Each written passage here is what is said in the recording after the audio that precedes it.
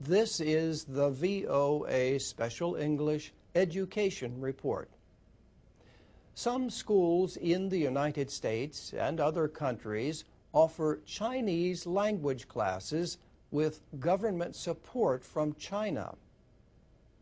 St. Mary's School is a private college preparatory school in Medford, Oregon, in the Pacific Northwest.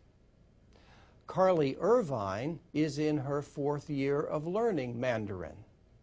She says, "Since China and America are working so closely and our relationship is growing more and more, I think it will be very important in the future to know Chinese." St. Mary's also teaches Spanish, German, and Latin. It added Mandarin in 2005. 2 years ago, it became the first school in the country to join the Confucius Classroom program.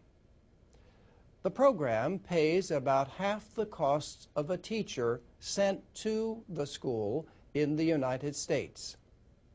China's education ministry also provides books and other materials. St. Mary's principal, Frank Phillips, says knowing Chinese will help students in a world where China is quickly gaining economic power. But he admits to concerns in his local community. He says, "The question I always get is this a gigantic propaganda move? Is this an evil communist plot on the part of China? From what I can detect, having been involved in it for 2 years, I see none of that." In fact, the program has won the support of his local representative in the state legislature. Dennis Richardson says he has concerns about human rights in China, but he is among several lawmakers who have been pushing for more Chinese language education in public schools in Oregon.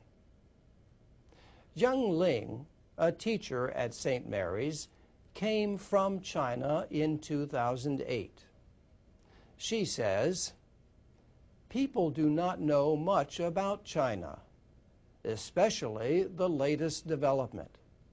So I think this is a chance for them to know more about China, what China is really like. It's quite different from what it was 20 years ago."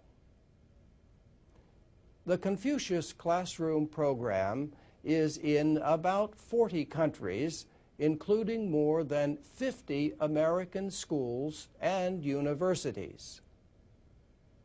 A recent report said more schools in the United States are teaching Chinese and Arabic, although the numbers are still low.